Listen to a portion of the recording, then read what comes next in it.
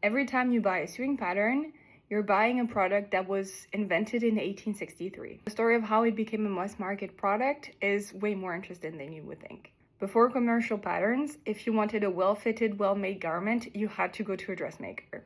You needed money, access, and time. And of course, home sewing existed, but it was usually done from either other clothes or from crude diagrams that wouldn't account for how to fit a garment.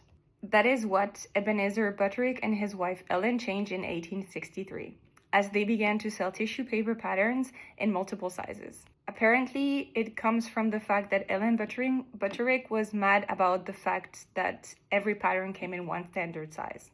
By 1871, Butterick had 140 operatives all over the US, with about 23,000 patterns coming out every day. And of course, others followed.